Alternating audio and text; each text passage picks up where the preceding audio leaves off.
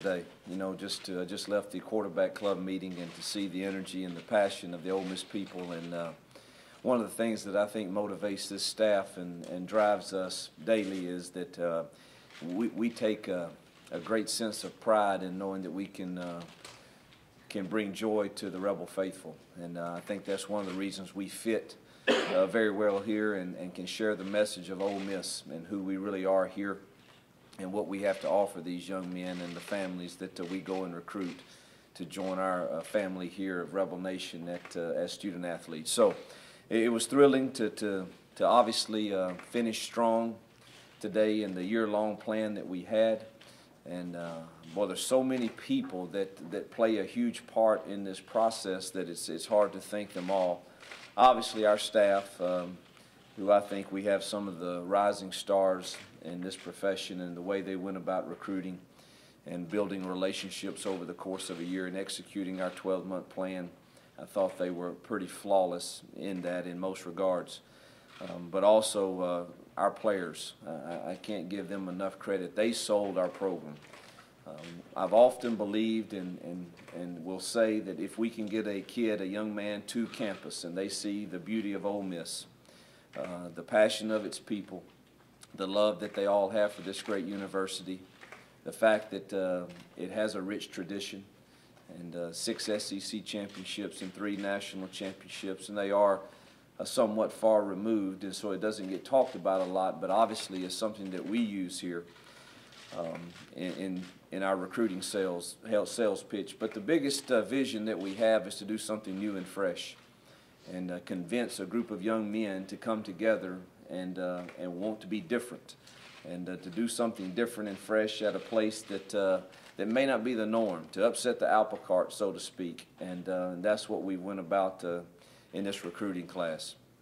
We did it under extreme criticism and negativity, particularly the last 48 hours. It's been very difficult to sit by and know that our coaches have executed our 12-month plan with great integrity, and obviously we had some great ends to some national guys, and I think that's something that a lot of people that criticize don't understand. You know, we have the brother of the #1 player in the country who just had a wonderful experience this year at Ole Miss, and family is very important to that family, to the mom and to the dad and to that brother, and obviously that was a great end. And to have the best friend of the #1 wide receiver in the nation on our team that we signed last year, and his high school coach be dear friends with one of our coaches, was a great end.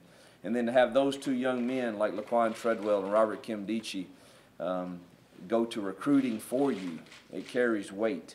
And we were fortunate that we had those ends to those young men, and I think it was obviously God's favor to us has been great, and He's put us in that position to have those ties that really gave us a leg up on the competition in those. And then the job that Chris Kiffin did recruiting Laramie Tunsil was just phenomenal, and it took everybody on our players to get that national guy. But once we got him here on that weekend with all the other national guys, I knew that we had a great chance because the mom fell in love with it. And if you win the mom in the South, you've got a good chance at winning the recruit. So Miss Desiree loved Ole Miss, and so we knew we had a great chance there. And, Tony Connor, throwing up the land shark on TV today, our room erupted. What a great get. He wants to represent this state. Our message to him was real simple, man, come help us do it right here in our own state, the state that I'm from, the state that he's from, and right down the road was great. So our players did a great job. Our student body and faculty, I can't tell you how phenomenal they were on these official visits. They sold our program better than we could. Ethel Young Minor, when she stands before our parents that we bring in on these weekends, it is a home run for us. And she does such a phenomenal job of explaining what we're about here at Ole Miss. So it all came together very nicely, and then today to receive all of our NLIs back, with the exception of one that we had sent out, and that we went to bed last night hoping that we would get back, made for a hugely successful day.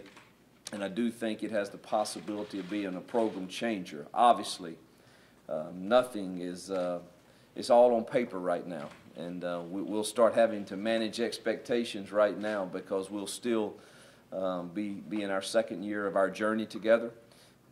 But I do think we took a huge step forward today in on that journey toward getting where we all want to get, and that's competing for an SEC West championship. So we're thrilled with the day, and obviously I want to talk about the young men real quick. But at quarterback, you know, to get 2 4-star guys in Ryan Buchanan and Devontae Kincaid, just real pleased. Ryan has been such a solid recruiter also. One of the things I think we were real fortunate with is we got some guys early that were very vocal and had great leadership qualities and were able to help us recruit and sell the program and sell the coaches and sell the philosophy. And Ryan and Devontae both did this very, very nicely for us. So to get 2 4-star guys, they're a little different, obviously. Ryan is a pro style. Devontae is more of a dual threat guy, but they both would have great use in our system. Running backs, we're a little thin at running backs, so we had to go heavy to try to solve that problem to get Eugene Brasley, Mark Dotson, Kalo Moore, and Jordan Wilkins. I mean, Jordan and Kalo and Mark are all highly rated in the ESPN rankings. I think we've got some great young backs already on campus, and then you add these guys to it, and to land Kalo from in-state is always a huge get. And the guy's a speedster. You can't ever have enough guys that run like he does. And Mark Dotson here at mid-year, one of the leading rushers in the history of Tennessee high school football. And I've been really impressed with the way he's going about his business since he's been here. Eugene and Jordan give us 2 bigger backs, something we really don't have a lot of here, and give us kind of a different look and a different dimension there. Wide receivers, Quincy, Derek Jones, Laquan Treadwell, Trey Bledsoe. You know, we're just thrilled with those guys. I mean, Laquan's the #1 receiver in the nation. I mentioned about our ties with him and him becoming maybe our biggest recruiter nationally for us with his use of social media and how he went about publicizing the good things about Ole Miss. Quincy, to be able to go in and snatch him from Texas in a really good recruiting war with Texas Tech, Baylor, UCLA, and Nebraska. I thought Coach McGriff did a wonderful job in winning that battle. Derek Jones, I think, maybe one of the hidden gems in this class. I think the guy's a phenomenal athlete. Seeing him play basketball when I'm out in my visit, he plays above the rim. I think he can play a lot of places for us from safety to receiver. So thrilled to have those guys. Our tight ends, obviously everyone knows that we graduated all 3 from last year, so we're going to have to play some young kids at tight end. Evan Ingram, A.J. Jackson, and Christian Morgan. Christian has arrived at mid-year. He's a big physical tight end from Texas. A.J. is the #1 tight end out of the state of Georgia. He's the total package kind of, and Evan Ingram is a guy that we can flex out and move around that has tremendous ball skills and can run great routes. In a year or 2 in the program with Paul Jackson, I think he will develop into being an all-around tight end. Offensive line, we graduate 6 kids this coming season. So it was a huge need for us to go out and get some offensive linemen that can come in and play and then be ready to start a lot of football games in their career. And I think Matt Luke is very, very happy today to sign the #1 offensive lineman in the nation in Laramie Tunsil. Chris Kiffin led the recruiting on that, did a phenomenal job. And Austin Golson, the #3 tackle in America out of Prattville, Alabama. It came down to us, Alabama, and Florida State, and Matt personally recruited him. And he fell in love when he came on his official visit here with the place. He fit with us. His grandparents fit with us, and that was probably the most anxious one we had today, is whether or not we were going to get him. And I'm so glad he came with us. And then to have the 2 in-state guys that we think were the best linemen in the state, Durante Bolden and Davion Johnson. We think we have 4 really, really quality offensive linemen. The return of Nick Brazel to our team, obviously after some academic issues and him coming back, he'll have an opportunity to earn eligibility by going through the process that we've outlined for him. Should he make it, he will play defensive back for us at corner and would be a welcome addition to us on the defensive side of the football. Q Morales, another mid-year junior college transfer student from Hines Community College, will be another asset at corner. Could also see time at receiver, but a tremendous athlete. Defensively, to sign Tony Connor out of Batesville, I think he's one of the best safeties coming out of high school football in a long time.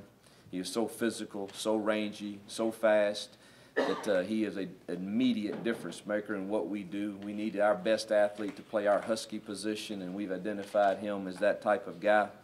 And then Bobby Hill out of Colquitt, Georgia, is a corner that we are really, really high on. Played in a great system there under Rush Probst, and has played a lot of quality football. Came to camp here last summer. We just were just pleased with him. We thought he was a phenomenal player. Glad to get him. And David Kamara out of Grayson, Georgia, another cornerback. Linebackers, we signed two. Marcus Robinson out of Memphis East, 6'4" kid that is the perfect size for the SEC. Again, a year or two in the weight program, and he's going to be a real specimen. He reminded me of kind of like Patrick Willis type coming out of high school. And Ray Smith out of Florence, Alabama, another 6'3" range. We needed to increase our range at linebacker, and I think we addressed that very nicely with those two guys. Defensive line, we lost two interior guys and two defensive ends off last year's team. We were thrilled to sign the #1 junior college player in the nation at mid-year in Levon Hooks. He'll play inside for us. And Herbert Moore's another inside guy who I think has a huge ceiling that he hasn't even gotten close to yet. He is a tremendous get-off and athleticism for a big man, and he needs to get here and get in our weight program in a hurry. And obviously, you know, arguably the crown jewel of the class is Robert Kimdichie, the #1 player in the nation, and his ability is well documented. He's #1 in the nation in every single service. He remained that from start to finish, which doesn't always happen. But his skill set is way beyond his years. He is that talented, and he will be an immediate impact player for us here at Ole Miss. And we're thrilled that we had his brother Denzel here, and that his mom wanted them together. And then we signed kicker Andy Papanastis from out of Montgomery, and he was actually out of last year's class, but we talked him into waiting to join us until January, and he's here now. But he's going to be a superb kicker. So that's a quick run through of the class. I know you have questions. We're thrilled again. We think we addressed a lot of needs, and couldn't be prouder of the job that our coaches did. Raise your hand if you have a question. We'll bring microphone 2. Start here. So LeBron James was even tweeting about your class today. Just talk about the national exposure, just how. I mean, everybody was talking about Ole Miss today. I don't think you could go out and purchase the exposure we got today. I mean, it's unbelievable. It's still ongoing, but as I sat there this morning early, and from 6:30 to 10, it seemed like